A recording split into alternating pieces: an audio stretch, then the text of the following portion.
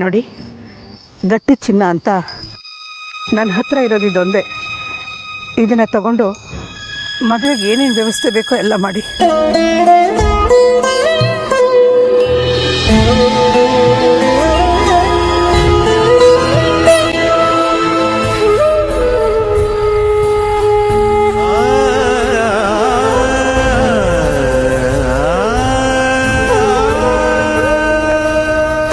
ಪರಿ, ದಯವಿಟ್ಟು ನನ್ನ ಕ್ಷಮಿಸು.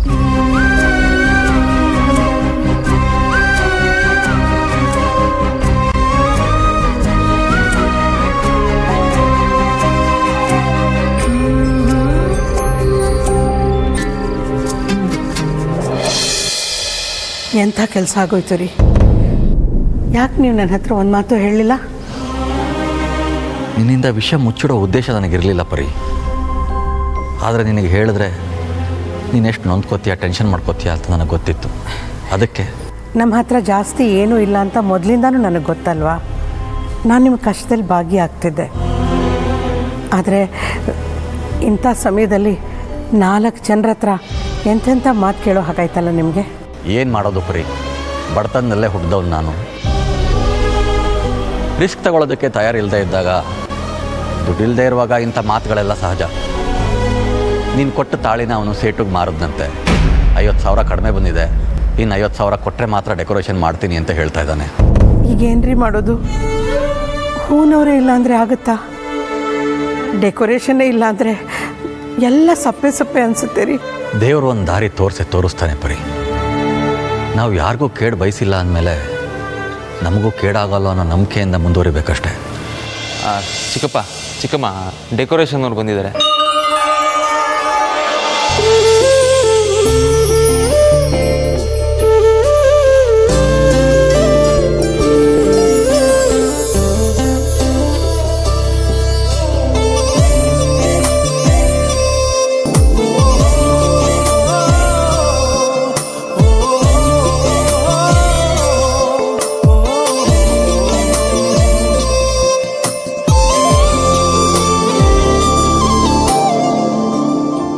ಯಾರಮ್ಮ ನೀನು? ನಮಸ್ತೆ ಅಮ್ಮ. ನಮಸ್ಕಾರ. ನನ್ನ ಹೆಸರು ರಾಧಾ. ಇವಳು ನನ್ನ ಫ್ರೆಂಡ್ ನಂದಿನಿ. ಫ್ಲವರ್ ಡೆಕೋರೇಷನ್ ಮಾಡೋದೇ ನಮ್ಮ ಕೆಲಸ ಅಮ್ಮ. ಹೌದಾ? ಆದರೆ ನಾವು ಬೇರೆಯವ್ರಿಗೆ ಹೇಳಿದ್ದೀವಲ್ಲಮ್ಮ. ಇಲ್ಲಿಗೆ ಅರ್ಜೆಂಟಾಗಿ ಡೆಕೋರೇಟರ್ಸ್ ಬೇಕು ಅಂತ ಕಾಲ್ ಬಂತು, ಅದಕ್ಕೆ ಸಡನ್ನಾಗಿ ಬಂದುಬಿಟ್ವಿ. ಅಯ್ಯೋ ಹೌದಾ? ನಾವು ಆಗಲೇ ಹೇಳಾಗಿದೆಯಲ್ಲಮ್ಮ.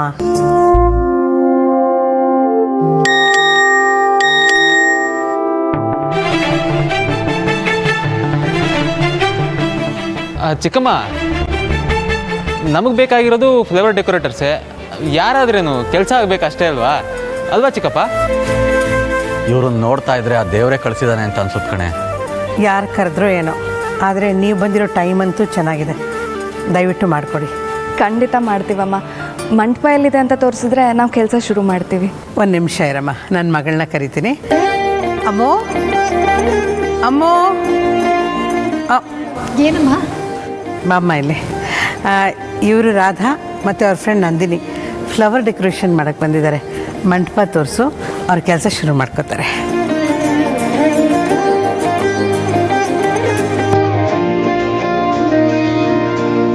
ನಾನು ಅಮೂಲ್ಯ. ಹಾಯ್. Follow me.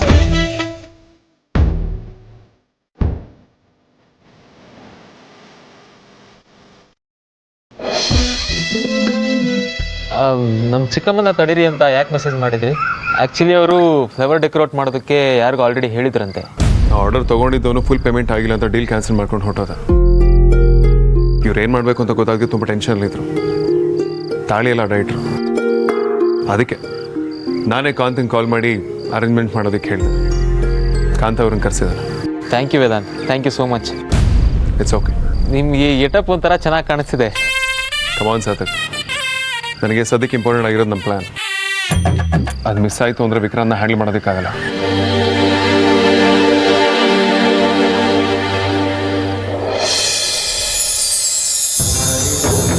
ಮದುವೆ ಮಂಟಪ. ಸರಿ, ಹಾಗಿದ್ರೆ ನಾವು ಕೆಲಸ ಶುರು ಮಾಡ್ತೀವಿ.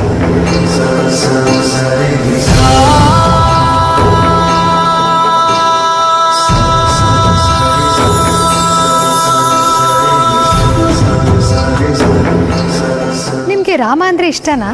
ಬರೀ ಇಷ್ಟ ಅಲ್ಲ, ನನ್ನ ಪ್ರಾಣ. ರಾಮನ್ ನೆನೆಸ್ಕೊಳ್ದೆ ನಾನು ಯಾವ ಕೆಲಸನೂ ಮಾಡಲ್ಲ. Wow, super. ನಮ್ಮ ಬಜರಂಗಿನೂ ರಾಮನ್ ಫ್ಯಾನೇ.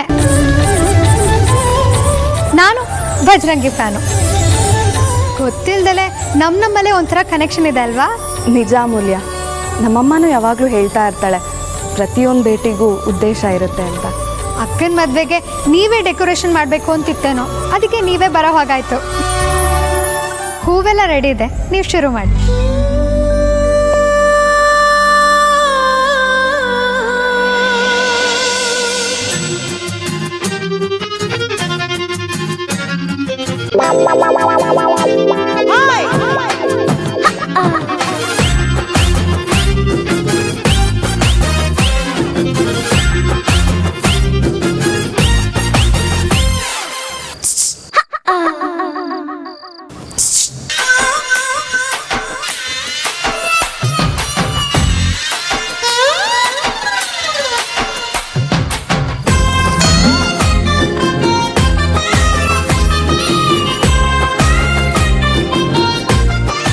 ಏನು ಹೇಳ್ತಾಳೋ ಏನೋ, ಇವಳು ಯಾವಾಗಲೂ ಏನಾದರೂ ಒಂದು ಇದ್ದೇ ಇರುತ್ತೆ.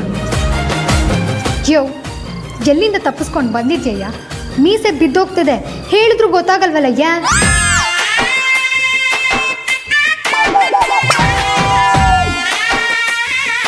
ಹೇಗಯ್ಯ ನಿಂಗೆ ಹೇಳೋದು?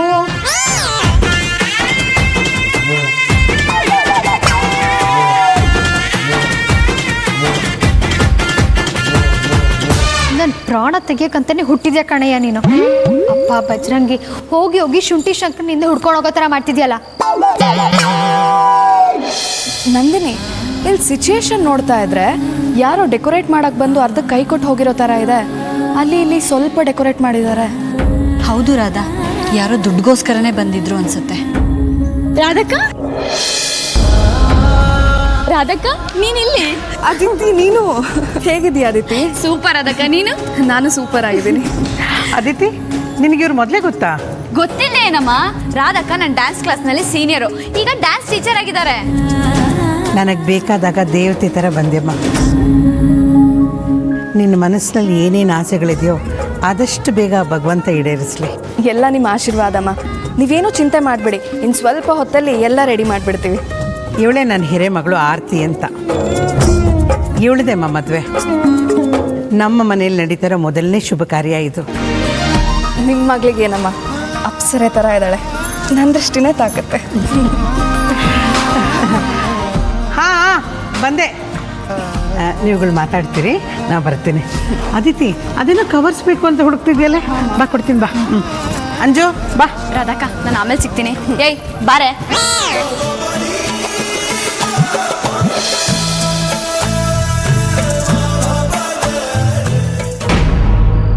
ಹಲೋ, ನಿನಗೆ ನನ್ನ ನೋಡಿದ್ರೆ ಭಯನಾ? ಇಮ್ಯಾಜಿನೇಷನ್ ಮಾಡ್ಕೊಳ್ಳೋದಕ್ಕೂ ಒಂದು ಲಿಮಿಟ್ ಅಂತ ಇರಬೇಕು. ನೀನು ನೋಡಿದ್ರೆ ಮ್ಯಾಕ್ಸಿಮಮ್ ಇರಿಟೇಷನ್ ಆಗುತ್ತೆ ಹೊರತು ಚಿಕ್ಕ ಮಗು ಕೂಡ ಭಯ ಆಗೋದಿಲ್ಲ. ಮತ್ತ್ಯಾಕೆ ತಾವು ಎಸ್ಕೇಪ್ ಆಗೋಕೆ ನೋಡಿದ್ದು? ನಿನ್ನ ಹತ್ರ ಹರ್ಟ್ ಹೊಡ್ಕೊಂಡು ನಿಂತ್ಕೊಳ್ಳೋದಕ್ಕೆ ನನ್ನ ಹತ್ರ ಟೈಮ್ ಇಲ್ಲ. ಕೆಲಸ ಇಲ್ಲದೆ ನಿನ್ನ ಹತ್ರ ಯಾರು ಬರ್ತಾರೆ? ಸ್ವಲ್ಪ ಸುಮ್ಮನೆ ನಿಂತ್ಕೋ ನಿಮಿಷ. ಏನ್ ಮಾಡ್ತಿದ್ಯಾ ನೀನು? Stop it.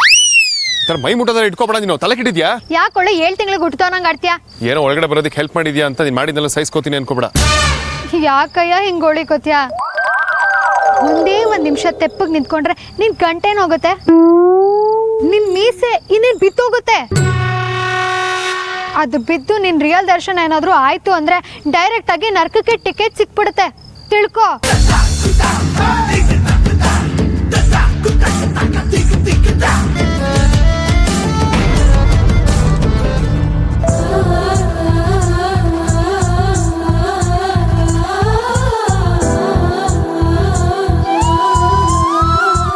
ಮದುವೆ ಗಂಟಿನ ಜಾಗದಲ್ಲಿ ಆರಾಮಾಗಿರ್ಬೇಕಾದ ನೀವು ಹೀಗೆ ಕೆಲಸ ಮಾಡೋ ಹಾಗಾಗಿದೆ. ನೀವೆಷ್ಟೇ ತರಲೆ ಇರ್ರೆಸ್ಪಾನ್ಸಿಬಲ್ ಅಂತ ಬಾಯಲ್ಲಿ ಹೇಳ್ಕೊಂಡ್ರು ನಿಮಗೆ ತುಂಬ ಜವಾಬ್ದಾರಿ ಇದೆ. ಆರತಿ ಅವರೇ, ಡೆಕೋರೇಷನ್ ಇಷ್ಟ ಆಗ್ತಿಲ್ವಾ? ಆರತಿ ಅವರೇ, ಹಾಂ ಹೇಳಿ. ಏನೋ ಯೋಚನೆ ಮಾಡ್ತಾ ಇದ್ದೀರಾ? ಹಾಗೇನಿಲ್ಲ. ಮದುವೆ ದಿನ ಹುಡುಗಿರ ಮನಸ್ಸು ಹೇಗಿರುತ್ತೆ ಅಂತ ನಾನು ಊಹಿಸಬಲ್ಲೆ. ಯಾಕಂದರೆ ನಾನು ತುಂಬ ಮದುವೆಗಳಲ್ಲಿ ಡೆಕೋರೇಷನ್ ಮಾಡಿದ್ದೀನಲ್ವಾ. ಹೂವು ವಾತಾವರಣನ ಹಬ್ಬ ಮಾಡಿಬಿಡುತ್ತೆ. ಹೂವು ದೇವರಿಗೂ ಸಲ್ಲುತ್ತೆ, ಮನಸ್ಸಿಗೂ ಮುದ ನೀಡುತ್ತೆ. ಎಷ್ಟು ಒಳ್ಳೆ ಕೆಲಸ ಅಲ್ವಾ ನಿಮ್ಮದು? ನಿಮ್ಮ ಮಾತು ನಿಜ. ಅದಕ್ಕೆ ನಾನು ಈ ಪ್ರೊಫೆಷನ್ ಆಯ್ಕೆ ಮಾಡ್ಕೊಂಡಿರೋದು.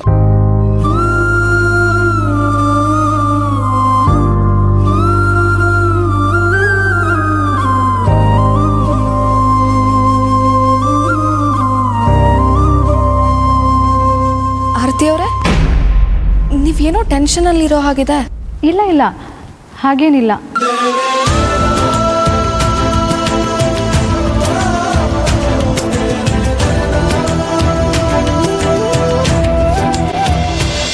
ಇದನ್ನು ಮೊದಲೇ ಹೇಳಿದಿದ್ರೆ ನಿನ್ ಗಂಟು ಹೋಗ್ತಿತ್ತ?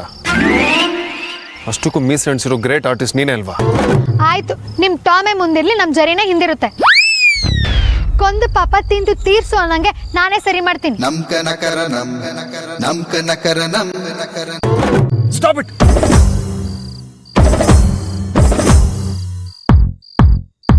ಮತ್ತೇನಯ್ಯ ಗೋಳು ನಿಂದು?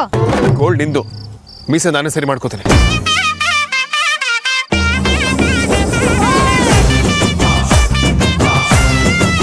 ಸುಮ್ನೆ ನಿತ್ಕೋ ಶುಂಠಿ ಶಂಕರ, ನಾನೇ ಸರಿ ಮಾಡ್ತೀನಿ. ಆಹಾ, ಮುಟ್ಟಿದ್ರೆ ಡೆಂಗ್ಯೂನೋ ಮಲೇರಿಯಾನೋ ಬರುತ್ತೇನೋ ರೇಂಜಿಗೆ ಆಡ್ತಿಯಲ್ಲಯ್ಯ. ನನಗೆ ಹಾಗೆ ಅನ್ಸುತ್ತೆ. ಹುಡುಗಿನ ನೋಡಿದ್ರೆ ನನಗೆ ಮಸ್ಕಿಟೋಸ್ ಥರನೇ ಫೀಲ್ ಆಗುತ್ತೆ.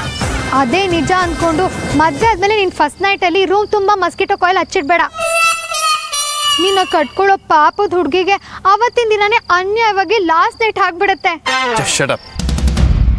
ನಾನು ಮದ್ವೆನೇ ಆಗೋದಿಲ್ಲ. ಈ ಥರ ನನ್ನ ಹತ್ರ ಮಾತಾಡ್ಬೇಡ. ನೀನ್ ಆಗ್ತೀನಿ ಅಂದ್ರು ಯಾವ ಹುಡುಗಿ ಸಿಗಲ್ಲ ಬಿಡು. ಏನಂದೆ? ಮೀಸೆ ಅಣಿಸ್ತೀನಿ ಅಂದೆ.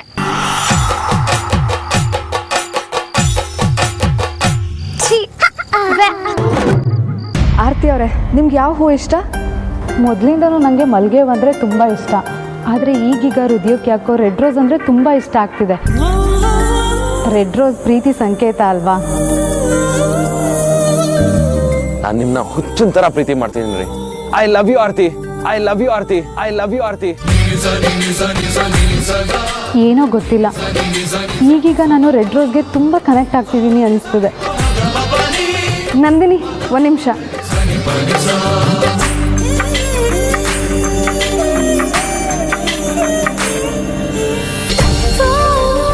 ಏನ್ ರಾಧಾ? ಇಡೀ ಮಂಟಪನ ರೋಸಲ್ಲೇ ಡೆಕೋರೇಟ್ ಮಾಡು. ಆರತಿ ಅವ್ರಿಗೆ ರೋಸ್ ಅಂದರೆ ತುಂಬ ಇಷ್ಟ ಅಂತೆ. ಹಾಗೆ ಮಾಡೋಕ್ಕಾಗುತ್ತಾ? ಅದಕ್ಕೇನಂತೆ, ಖಂಡಿತ ಮಾಡ್ತೀವಿ. ರಾಧಾ, ಅವ್ರು ಕೊಟ್ಟಿರೋ ಬಜೆಟಲ್ಲಿ ಆಗಲ್ಲ ಕಣೆ.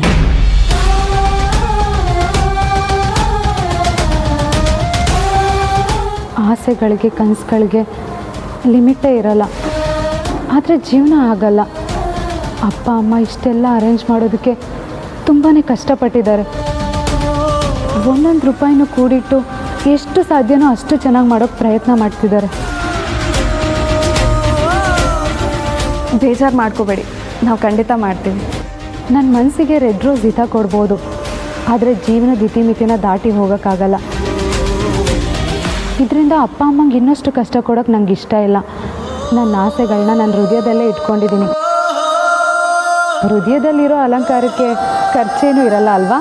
ನಿಮ್ಮಿಂದ ಕಲಿಯೋದು ತುಂಬ ಇದೆ ಆರತಿ. ನೀವು ನಿಜವಾಗ್ಲೂ ಈ ಮನೆ ಹಿರಿಮಗಳೇ. ನೀವು ಕಂಟಿನ್ಯೂ ಮಾಡಿ, ನಾನಿನ್ನು ಬರ್ತೀನಿ.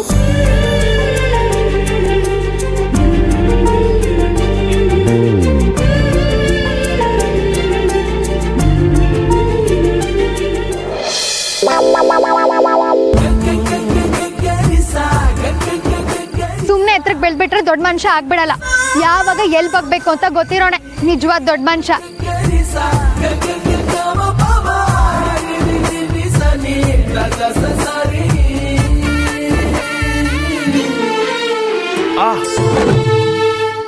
ಇಷ್ಟನ ನಿನ್ ಕೈ ನೋವು ತಡ್ಕೊಳಕ್ಕಾಗದು?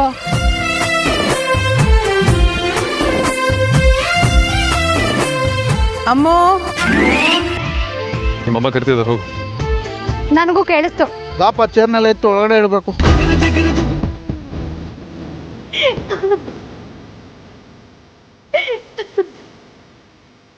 ಇದಕ್ಕೇನು ಕಮ್ಮಿ ಇಲ್ಲ ನೀನು ಅಂತ ನನಗೆ ಚೆನ್ನಾಗಿ ಗೊತ್ತು. ನನ್ನ ಹತ್ರ ಜಾಸ್ತಿ ಹೊತ್ತಿಗೆ ಗೆಟಪ್ಲಿ ಇರೋದಕ್ಕಾಗಲ್ಲ. ಬೇಗ ಸಾರ್ಥಕ ಹೇಳಿ ಏನೋ ಒಂದು ಅರೇಂಜ್ಮೆಂಟ್ ಮಾಡಿಸು. ಅಮ್ಮೋ, ಅಯ್ಯೋ ಕೇಳಿಸ್ತು ಕಣೆ ಪರಿಮಳ, ಬಂದೇ ಇರೋ. ಅಮ್ಮೋ, ಯಾಕಮ್ಮ ಯಾವಾಗ್ಲೂ ಅಮ್ಮು ಅಮ್ಮು ಅಮ್ಮು ಅಂತ ಕೂಕೋತಾನೆ ಇರ್ತೀಯ? ಎಲ್ಲೆಲ್ಲಿ ಅಂತ ನೀನು ಹುಡ್ಕೋದು? ಎಲ್ಲಿಗೆ ಹೋಗಿದ್ದೆ? ಅದೇ ಅಮ್ಮ ಶುಂಠಿ. ಶುಂಠಿನಾ? ಹಾಮ್ಮ, ಶುಂಠಿ ಪಾಯಸ ಮಾಡಿದ್ರಾ? ಟೇಸ್ಟ್ ನೋಡೋಕ್ಕೆ ಕಿಚನ್ಗೆ ಹೋಗಿದ್ದೆ. ಯಾರಾದ್ರೂ ಶುಂಠಿ ಪಾಯಸ ಮಾಡ್ತಾರಾ? ಅಯ್ಯೋ ಹೌದಲ್ವಾ?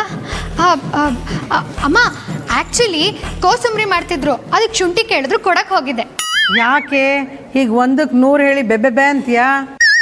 ಮದ್ವೆ ಟೆನ್ಷನ್ ಅಲ್ವಾ, ಜವಾಬ್ದಾರಿ ಎಲ್ಲ ನನ್ನ ಮೇಲೆ ಇದೆ, ಸ್ವಲ್ಪ ಆಚೀಚೆ ಆಗುತ್ತೆ. ಸರಿ, ಇವಾಗ ಮೊದಲೇ ಯಾಕೆ ಕರ್ದೆ ಅದನ್ನ ಹೇಳು.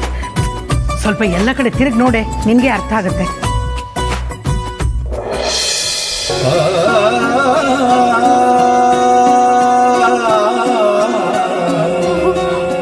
ವಾವ್ ವಾವ್ ರಾಧಾ, ಸಖತ್ತಾಗಿ ಡೆಕೋರೇಟ್ ಮಾಡಿದ್ದೀರಾ. ನೀವು ನಿಜವಾಗ್ಲೂ ಗ್ರೇಟ್. ಅಕ್ಕ ನೋಡಿದ್ಲ ಇದನ್ನೆಲ್ಲ? ಇಲ್ಲ, ಅದಿತಿನ ಕಳಿಸಿದ್ದೀನಿ ಕರ್ಕೊಂಡು ಬರೋಕ್ಕೆ. ಬಂದ್ಬಿಟ್ರು.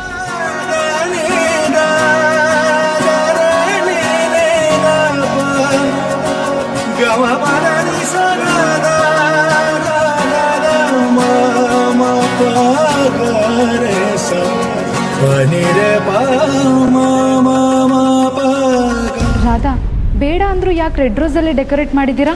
ಪ್ರತಿಯೊಂದು ಹೆಣ್ಣು ತಾನು ಆಸೆ ಪಟ್ಟಾಗೆ ತನ್ನ ಮದುವೆ ಅಚ್ಚುಕಟ್ಟಾಗಿ ನಡಿಬೇಕು ಅಂತ ಅನ್ಕೋತಾಳೆ. ನಮ್ಮ ಕನಸನ್ನು ಈಡೇರಿಸೋದು ನಮ್ಮ ಕರ್ತವ್ಯ ಅಲ್ವಾ? ಆದರೂ ಅದೇನೋ ಬಡ್ಜೆಟ್ ಜಾಸ್ತಿ ಅಂತ. ಹಾಗೇನಿಲ್ಲಮ್ಮ, ನಾವಿದಕ್ಕೆ ಎಕ್ಸ್ಟ್ರಾ ಚಾರ್ಜ್ ಮಾಡ್ತಾ ಇಲ್ಲ. ಇಲ್ಲಿಗೆ ಬರ್ತಿದ್ದ ಹಾಗೆ ಮನೆ ಥರ ಫೀಲ್ ಆಯಿತು. ನಮಗೆ ಲೇಬರ್ ಚಾರ್ಜು ಬೇಡ, ಮೆಟೀರಿಯಲ್ ಚಾರ್ಜ್ ಕೊಟ್ಟರೆ ಸಾಕು. ನೀನು ದೇವ್ರ ಥರ ಬಂದಿದ್ದಷ್ಟೇ ಅಲ್ಲಮ್ಮ, ನಿಜವಾಗ್ಲೂ ದೇವರಾಗ್ಬಿಟ್ಟೆ. ಅಯ್ಯೋ, ಹಾಗೆಲ್ಲ ಹೇಳಬೇಡಿ ಅಮ್ಮ. ನಿಮ್ಮ ಒಗ್ಗಟ್ಟು ನೋಡಿ ನಂಗೆ ತುಂಬ ಖುಷಿ ಆಯಿತು. ಇನ್ನೊಬ್ರು ಸಂತೋಷಕ್ಕೋಸ್ಕರ ಒಬ್ರಿಗೊಬ್ರು ಆಗೋದೇ ನಿಜವಾದ ಕುಟುಂಬ. 4 ಜನ ಹೆಣ್ಮಕ್ಳು ಮನೆ ಕಂಬ ಥರ ನಿಂತಿರೋದು ನೋಡಿದ್ರೆ ತುಂಬ ಖುಷಿ ಆಗುತ್ತಮ್ಮ.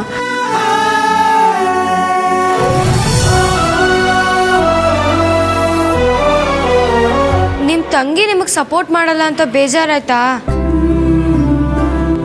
ಅಂಜು ಸುಮ್ಮನಿರೆ. ಅದು ಬಿಡು ರಾಧಕ್ಕ, ಅದೇ ನಿಮ್ಮಜ್ಜಿ ಗಟ್ವಾಣಿ ಕತ್ರಗುಪ್ಪೆ ಕಾಂತಮ್ಮ ಅವ್ರು ಹೇಗಿದ್ದಾರೆ? ಈಗಲೂ ಹಾಗೇನಾ?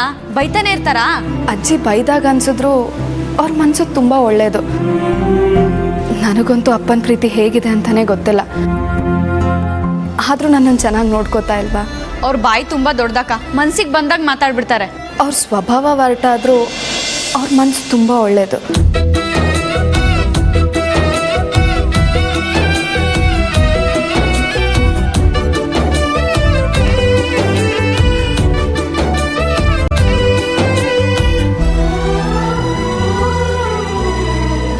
ಆರ್ತಿ ಅವರೇ, ನೀವೇನು ಟೆನ್ಷನ್ ಮಾಡ್ಕೋಬೇಡಿ. ನಿಮ್ಮ ಮದುವೆ ಯಾವುದೇ ವಿಘ್ನ ಇಲ್ಲದೆ ನಡೆಯುತ್ತೆ.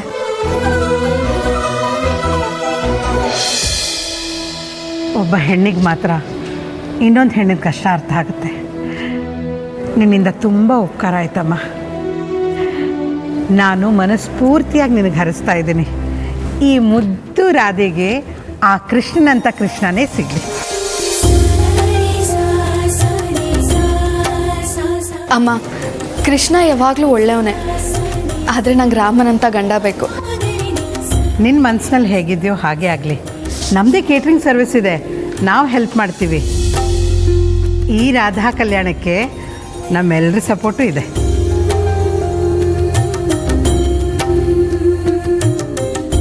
ಸರಿಮ್ಮ, ನಾನೇನು ಬರ್ತೀನಿ. ಆಯ್ತಮ್ಮ.